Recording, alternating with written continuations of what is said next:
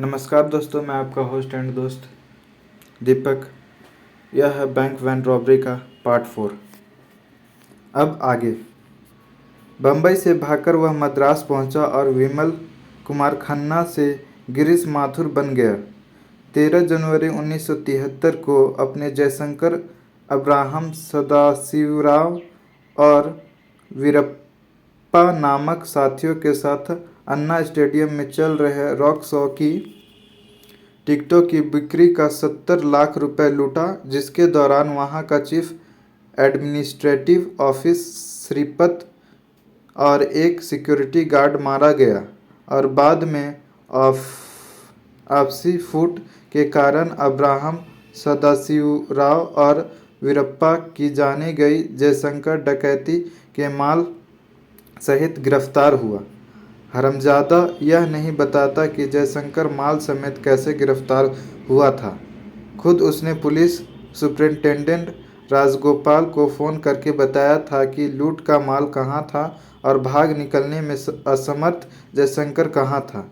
लूट के माल में से उसने केवल 10,000 रुपये निकाले थे, क्योंकि पुलिस ने डाकुओं को पकड़ने के लिए 10,000 के इनाम की घोषणा की थी। उसने न केवल डाकुओं के सरगने जयशंकर को पकड़वाया, बल्कि लूट की 70 लाख की पूरी रकम अपने काबू में होने के बावजूद उसने केवल 10,000 रुपये निकालकर सारी रकम पुलिस के हवाले की थी।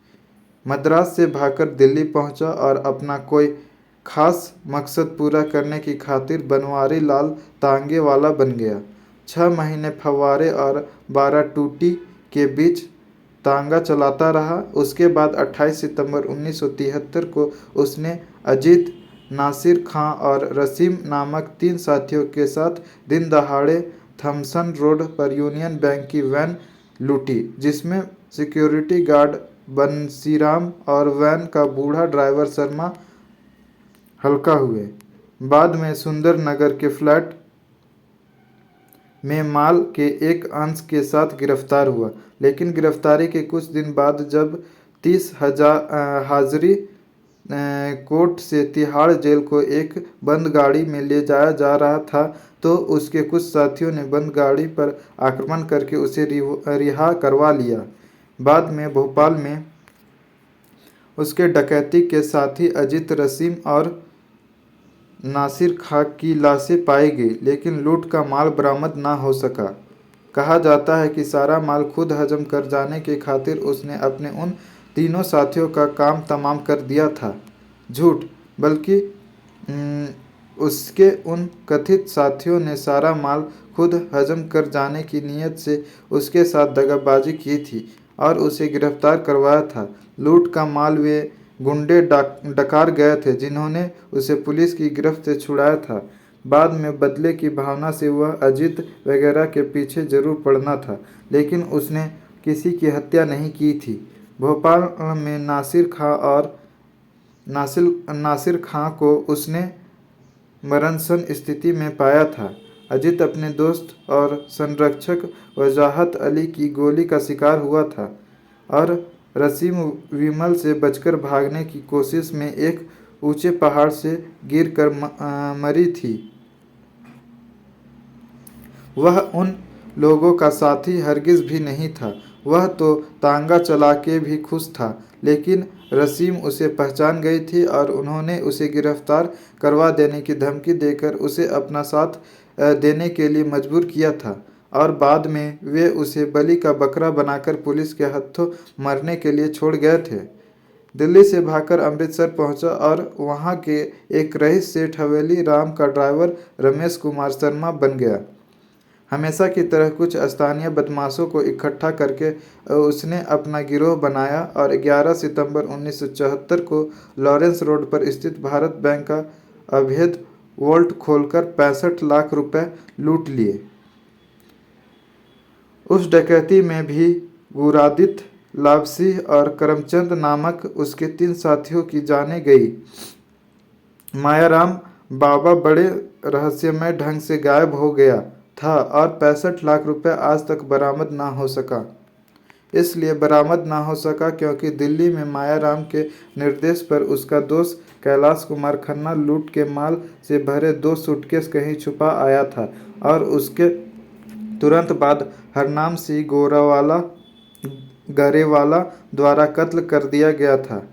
ट्रेजेडी यह थी कि खन्ना ने अपनी बीवी तक को यह नहीं बताया था कि वह माल कहाँ छुपाकर आया था।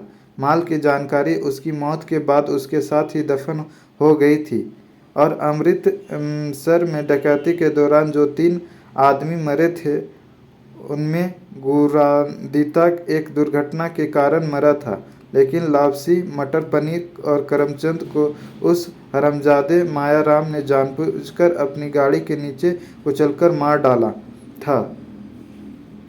मारना वह विमल को भी चाहता था, लेकिन उसका मुकद्दर था कि वह बाल बाल बच गया था। दिल्ली से भागकर फिर बम्बई पहुंचा और वहां के प्रसिद्ध वकील और भूतपूर्व सांसद त्रिलोकीनाथ का क्लर्क कैलाश मल्होत्रा बन गया। त्रिलोकीनाथ की बड़े रहस्यमय ढंग से हत्या हो जाने के बाद वह वहां से भागकर गोवा पहुंच गया और वहां के दादाओं के 2 ग्रुप में छिड़ी एक भयंकर गैंगवार का कारण बना। बहुत खून खराबा हो जाने के बाद और बम्बई के मशहूर स्मगलर और दादा विशंभरदास नारंग और उसके हिमायतियों के कत्ल के बाद 19 फरवरी 1975 को पंजिम के एक बार में मिरांडा नामक एक दादा और इंस्पेक्टर सोनवलकर नामक एक पुलिस अधिकारी का दिन दहाड़े कत्ल किया और उसके तुरंत बाद बड़े रहस्यमय ढंग से वो गोवा से गायब हो गया। कुछ अरसा गायब रहने के बाद एकाएक जयपुर में प्रकट हुआ और पता नहीं किस प्रकार आनन फानन मिर्जा इस्लाम रोड पर स्थित एक गैराज का मालिक बन गया। पिछले 6 महीने से जयपुर में है और अब बसंत कुमार मोटर मैकेनिक के नाम से जाना जाता है। इंस्पेक्टर खामोश हो गया। उसने चश्मा उतारकर जेब में रख लिया और कागज को तह करके एक अन्य जेब के हवाले कर दिया। यह आखिरी बात भी इस फेहरिस्त में लिखी है? विमल ने सुसंयत स्वर में पूछा। नहीं, इंस्पेक्टर उसे घूरता हुआ बोला। यह नहीं लिखी इसमें। इसलिए नहीं लिखी क्योंकि फ़िलहाल केवल मैं जानता हूँ कि खतरनाक इश्तिहारी मुजरिम सुरेंद्र सिंह सोहल उर्फ विमल कुमार खन्ना उर्फ गिरीश माथुर उर्फ बनवारी लाल तांगेवाला उर्फ रमेश कुमार शर्मा उर्फ कैलाश मल्होत्रा अब बसंत कुमार मोटर मैकेनिक बन गया है। मुबारक हो, विमल बोला। उसने मेज की दराज खोली और उसमें से एक सिगरेट निकाला। वह सिगरेट होठों में लगाकर माचिस से उसे सुलगाने लगा। मेरे सामने सिगरेट मत पियो हरामजादे, एकाएक इंस्पेक्टर चिल्लाकर बोला। क्यों ना पीऊँ, उल्लू के पट्टे, विमल उससे ज़्यादा गला फाड़कर चिल्लाया। इंस्पेक्टर हक्का बक्का सा उसका मुंह देखने लगा। फिर उसका चेहरा कानों का लाल हो गया। एक क्षण को विमल को यूं लगा जैसे वह अभी उस पर झपट पड़ेगा, लेकिन ऐसा ना हुआ। इंस्पेक्टर ने अपने गुस्से पर काबू पाया और जबरन मुस्कुराया। फिर एकाएक उसने एक जोर का अट्टहास किया। विमल खामोश से सिगरेट को कस लगाता रहा। तो तुम कबूल करते हो कि मैं तुम्हें ठीक पहचाना है? वह बोला। अगर मैं यह ना कबूल करूं तो तुम मेरी बात पर विश्वास करोगे? सवाल ही नहीं पैदा होता। मेरी आंखें धोखा नहीं खा सकती बेटा। तो फिर पूछने का क्या फ़ायदा? इंस्पेक्टर हंसा। हंस क्यों रहे हो? मुझे गिरफ्तार करो और मोटा माल हासिल करो। विमल बोला। इतने बड़े अपराधी को पकड़ने पर शायद तुम्हारी तरक्की भी हो जाए। मुझे ना तरक्की चाहिए ना इनाम। तरक्की से मुझे कोई फ़ायदा नहीं, क्योंकि मैं और 1 महीने में रिटायर होने वाला हूँ और 30-40 हज़ार रुपये के इनाम से मेरा कुछ बनने वाला नहीं। तो क्या 30-40 लाख रुपए का इनाम चाहते हो? विमल व्यंग्यपूर्ण स्वर में बोला। हाँ, इंस्पेक्टर बड़े इत्मीनान से बोला। यही चाहता हूँ मैं। 30-40 लाख का इनाम। तो फिर अभी और इंतज़ार करो, मुझे 10-20 डाके और मार लेने दो, 100-50 हत्या और कर लेने दो, फिर शायद सरकार घबराकर इतने बड़े रकम की घोषणा कर दे। तब तक तो मैं मर खप चुका होऊंगा। नहीं, मैं तो रिटायर होने से पहले 30-40 लाख रुपए हासिल करना चाहता हूँ। कैसे? तुम्हारी मदद से। मेरी मदद से? हाँ। क्या मतलब? तुम्हारे गैरेज में बीकानेर बैंक की रुपये ढोने वाली बख्तरबंद गाड़ी सर्विस के लिए आती है ना? हाँ, आती है। लेकिन उस गाड़ी के संदर्भ में मुझे तुम्हारी मदद की ज़रूरत है। कैसी मदद? वक्त आने पर बता दिया जाएगा, लेकिन पहले यह बताओ कि तुम मेरी मदद के लिए तैयार हो या नहीं। अगर मैं इनकार करूं तो मैं अभी तुम्हें गिरफ्तार करके ले जाऊंगा। सरदार साहब, पलक झपकते ही अपने आप को फांसी के तख्ते पर खड़ा पाओगे।